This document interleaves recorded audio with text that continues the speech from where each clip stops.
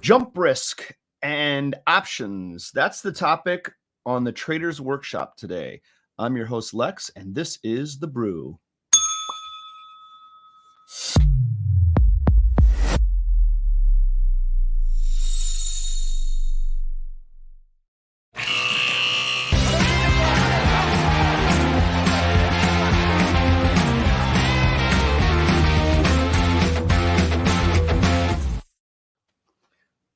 Good. What's up, boys? How are you? What's going on, Lex? How you doing? You know, another week in the bag here, getting close. I got a big vacation coming up, so I'm I excited. was about to say, getting close. Yeah, getting close to the vacation. A week full of upticks here. Yeah, right. Hey, by the way, did you notice that the market's up? Is it? It's up every day. I'm being a smartass, but Mark, I can't remember the last time in my career that I've seen this much bullishness consecutively. It's just like you can't keep a good sell-off down. You traded through the tech bubble. You traded through post-COVID. You traded. Yeah, I traded through when the Dow Jones was about $600. So yeah. It is. It's quite the turnaround. We had a head fake the first week of this year, but it's nope. The bull train's continuing. Yeah, it's amazing. I've got to roll up all my short spreads because I am sort of bearish. I'd say, midterm bearish. So I'm trying to put on some gallywags in the Qs and even Apple for that matter. Don't follow what I'm doing because gosh darn, I've been wrong for a home run. I'm trying to roll it up now. But yeah, we're gonna get it. When I get long, that's where we're gonna get the sell off. What are we talking about? I feel you on that. I feel you. Yeah, right. We're talking about jump risk today, right? And maybe the fact that I should do something with this. So I've gotten bitten by jump. Well, first of all, let's define jump risk. What do you guys think it means? What does this term mean? Anyone? Bueller? Anyone? Okay. Go ahead, Mark. It's when price jumps or vol jumps or there's a discontinuity in the hedgeability of some asset. Yeah, right. So and if it happens intraday, you're there for it. It's could be from a supply demand issue if volatility jumps, but I always refer to jump risk as something that happens overnight. So it's from the close of the previous day to the opening of today. That's gap risk. That's gap risk, but I call it jump risk too. And the reason I call it that is because for the same reason, you can't trade a gap typically. Now, I know there's after hours sort of things that you can do, but not all the options are open, in the middle. For Mark and I, when we were in the trading business, it was the best event when you're long gamma, right? Oh my God. Thumbs up frozen. It's a stupid Apple thing. It's a Mac thing. So I'm keeping my hands below now. So it was it didn't go ahead. Sorry, Jason. Oh no, I was just gonna say the definition that I always hear of jump risk is 2 standard deviation move in the underlying, over a certain time frame. Yeah, that's very technical. Yeah. I always consider jump risk to be anything that either helps me or hurts me severely, no matter how big the move was. You define jump risk emotionally. I define it emotionally.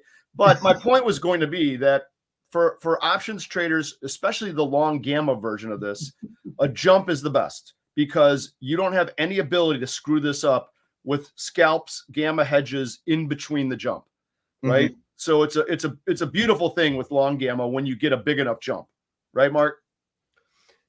Absolutely. And I do want to have a little qualification. I think gap risk can happen intraday if a stock halts. Yeah, absolutely. Especially that's the scenario. It's like anytime there's an untradable period. Usually that's overnight, but it absolutely can happen if you hit a circuit breaker or a short sale, uptick rule scenario. Yep. Yeah. We've seen that in our path in the industry. I mean, I saw that in 2008 to the downside. That was one of the more frightening days, I think, that monster sell-off I've ever experienced. That was terrifying. I mean, honestly, that day I thought I remember calling my dad. He's in the industry, right? And I said, "Man, is the world coming to an end? This looks utterly horrible. There is nothing out there. There's no liquidity, no bid, no nothing." I mean, it was horrible, right? Did you trade in 87? I traded in 87 too. I made that crash as well. I also made the 1930 depression. I was there for that. Were you there for the fall of the Roman Empire? I was there for that as well. That's how old I am. All right. Is there any way to shield yourself from this overnight risk? Now I brought this up to you guys a while back relative to zero DTE. And I posited the thought that I like to put on a trade for tomorrow's zero DTE today. And you guys said, well, what there you have to factor in jump risk now, or whatever you call it, gap risk, let's call it. I said, yeah, but it looks like overnight volatility in the SPX is like 7 or 6, something very low, and implied volatility in these options is probably 15, 16, 17. Is it worth taking? And you guys said what? Not really. No. Okay. And the reason why is because ultimately, I think, first of all, the overnight period is priced in. There is like a time phasing priced in to the options. Like, when we see at the end of the day how at 3:45 and on, markets get more volatile, the options price that in. So that overnight gap risk is priced as lesser volatility. And because obviously you can't trade it. But then if there is a gap, there's some kind of data reading or something like that, that options aren't accounting for, then your iron butterfly is toast. Or some earnings report, earnings are very infrequently priced into SPX or XSP options. And we talked about that last week, how dispersion vol is so much higher than index vol because the index doesn't account as much for earnings. So ultimately, I think that trading the 1 DTE is more risky than rewarding. Okay. Overnight. Because jump risk, I think, is, like Mark said, even with dealers, that's their biggest risk is jump risk or gap risk. Okay. Fair enough. It's a strong move that they can't hedge right away. Yeah. Don't forget, if you're a dealer, though, you naturally have overnight risk anyway. Because you're not flat positions, you have positions all the way out in the term structure, right? Yep. You as an entity, you naturally have that, right? Now you can certainly manage, gamma and all that stuff so that the risk is really non-existent, I suppose. On the retail side, though, people make trading decisions and put on positions for a reason, right? So they don't have the ability, like a market making firm, to really hedge that continuously as much as we think they do. So I guess I'll pose this to you, Mark. Tell me what you think. There's got to be some number where jump risk makes sense, or at least assuming it overnight risk makes sense, right? So if realized jump risk is 6 vol and implied of the SPX options is 17, maybe that's not enough. What is enough? Is 34 enough? Is 26 enough? It seems to be scary because the higher implied goes, it means that things are really moving around. And are they moving around just intraday, or are we getting these big gaps every day that also contributes to some of that implied volatility expansion? There's a lot there. Sorry. Wow. Yeah. No, I think I want to start with one of the things you did say about like the overnight risk versus the intraday risk. Like one of the curiosities of the 24-hour session is that there really isn't SPX overnight risk. There's weekend risk, but like from Sunday at 9 o'clock to, or maybe it's early Monday morning at 2 a.m. I forgot what time they open on Monday, but you basically have 5 continuous days of trading with all but 15-minute breaks in between. So SPX, the options, right? Including the options and VIX, both SPX and VIX have overnight activity. So like in those liquid markets, like your jump risk is really been reduced to almost nothing. There is a continuously traded element there, right? Which probably serves to lower the overnight vol, right? To the extent that there's more jump risk uncertainty, you need to raise the price of volatility. As far as like maybe one of your things about managing jump risk, and like, I think the way dealers think about it is like, you set up a matrix. Like, what happens if stock goes here and vol goes here? How much money do I make in each of those little quadrants, or lose in each of those quadrants? And you want those numbers to be commensurate with the amount of edge that you're collecting trading that product. So you can bear a certain amount of jump risk, commensurate with the amount of revenue you've generated from collecting edge and putting on that position. Right. If you haven't been trading something very long, you're not making money in this product, you don't want a lot of jump risk, because but if something's been, very liquid, a lot of turnover, you can bear to have more and more of that risk because there's been liquidity in action. Okay. Is there anything in Volin that talks about this, Jason? Anything yet? Or is there anything nothing about jump risk? I mean, I actually, the whole overnight SPX trading is relatively new, right? Like, yes. I completely. Are those markets liquid, Mark? They're not bad. I think they added SPX Global I Hours. haven't traded it. That's because. Yeah, go ahead. Sorry. I'm trying to figure out when they added them. I was still a market maker when they did it. I think it was like 2017 or 18. Okay. Oh, okay.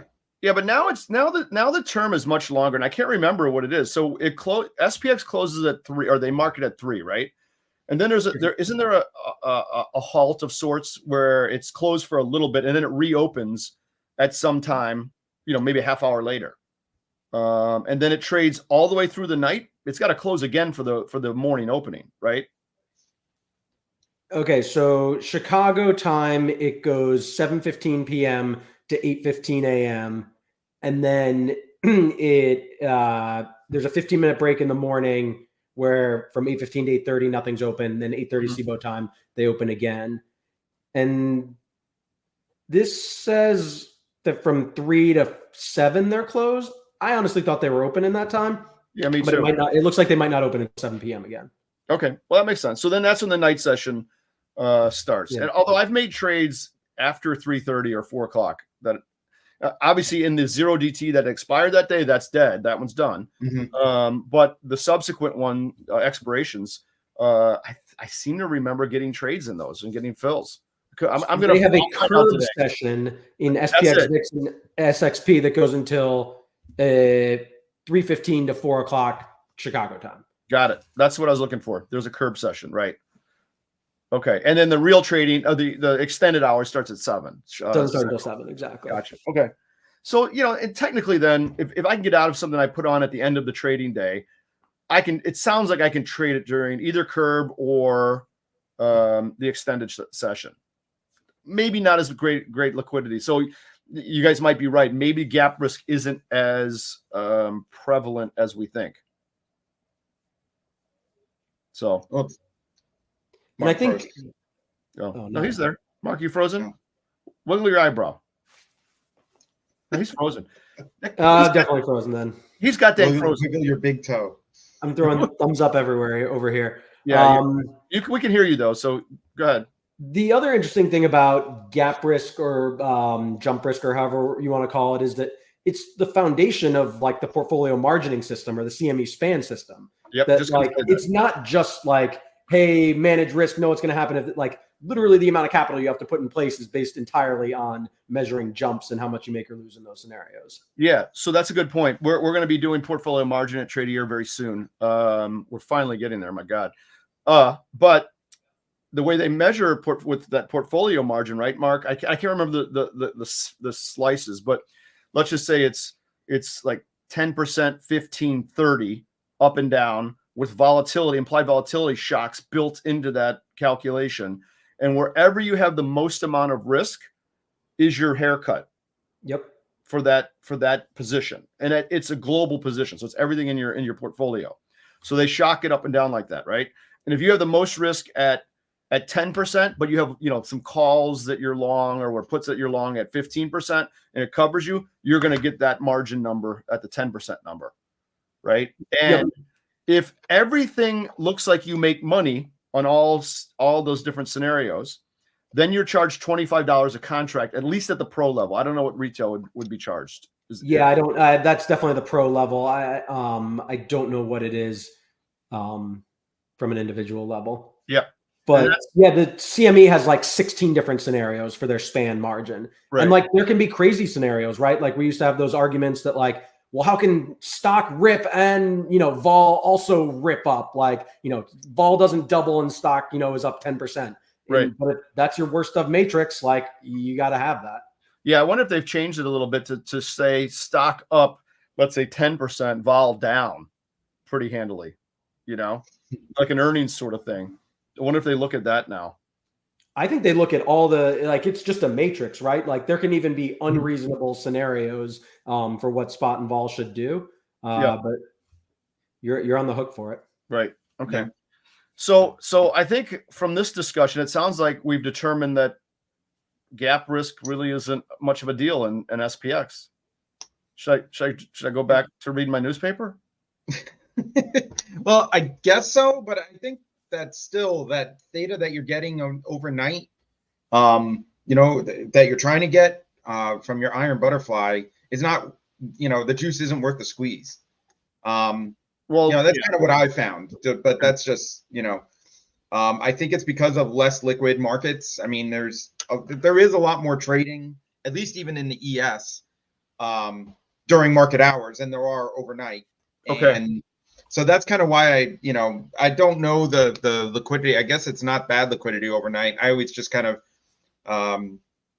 just said, I'm not trading overnight, at market hours. Right. I do know that SPX had extended sessions, but I also knew that they had wider spreads. So I didn't bother with it as much. Mm-hmm. But yeah, I mean, personally, I consider jump risk, but I also I trade more on a swing time frame as opposed to 0 DTE. But I guess you're trading right now, right? Did you hear the ding? I did hear the ding. Yeah, I'm looking at Volland. I'm saying that we're going to get a little bit of a pullback, and I'm taking advantage of. Okay. So wait a minute. When you looked at Volland 0 DTE, what are you saying pullback from? I'm saying that this guy named Jason, he sent me a text and said, here's a good spot. I did not send you a text today. Look, man. Look, yesterday, because some people were getting confused because it's like very high positive vega for dealers. Yep. But people were trading it in day trading. I'm like, wait, no. We had our 6 day trading Volland commandments. Okay, give me a good one. So here's the one that's pertinent right now. Never short a Jex paradigm above the line in the sand. Okay. Never short. And today is a Jex paradigm with the line Today's a Jex paradigm, and we are above the line in the sand. So don't short it here. We're going higher. Never short. You can be flat, you can be bullish, but never short. Son of a God. Well, I'm short it now. Oh man, Jason froze just as he was about to give a recommendation here. I think compliance cut his cord. Never. So we're in a Jex pair, and your data shows, and this is your opinion, that we're screaming higher. Well, my data shows that the 0 DTE outlook is more bullish than anything. I'm not saying we're going to scream higher. Maybe, I think there's like a treasure, yesterday we reversed lower on a treasury auction. Today's another treasury auction, and that can happen. But never short a Jex paradigm, at least when it's above the line in the sand. So what if it goes back below the line in the sand? Then you can short. Then I can short. Yes. All right. Line in the sand today is, I freeze because I'm going back and forth to Volland. Okay. Line in the sand today looks like it's between 48.65 and 48.70. Well, we're already way beyond that. Down? No, up. It's 40. No, down. Line in the sand is down. Targets are up. But okay, the target is 49.10. 49.10 today. Okay, yep. I'm still safe up there. Yeah, it'll probably hang up there at 4,900, but 4,900, 49.10 is the Can I short it? Target. Can I short it at 4,900? Yes. Not by a recommendation. I get it. Not a recommendation. I'm with you. Okay. All right. I'm cooked. All right. Those are the commandments. Those are the commandments. I got you. Yeah. I got it now. And the other commandment sounds like the other commandment relative to jump risk or gap risk is there is no such thing, so don't worry about it. Well, this is 0 DTE day trading, so there is no jump risk. Yeah. The other ones are if there's a paradigm shift, get out of your position. If there's an anti-jex paradigm, do not long an anti-jex paradigm ever. Right. Okay. What are my other commandments? There's a lot. You have to go into my Discord. I know. I have 7. I have 7 commandments, but we're not going to go over them now. We'll do that another time. Oh, wait. What was that? Geez. Guess what that was? I just closed the double diagonal. Oh, well, that's good. That's closing. Was it profit? Of course. I wouldn't be closing it otherwise. Good golly. So no stops. No stop flex. No stops. Not with a double diagonal. No. Yeah. No. I know what I can lose. I don't need to stop. Okay. Yeah. All right, Mark, you still here? I am. I'm listening to your commandments. All right. Give us one last little tidbit on gap risk or jump risk. Anything. What do you think? It sounds like we should have even talked about this dumb idea. Because it doesn't exist. Well, what do you think of the 1 DTE versus 0 DTE iron butterfly?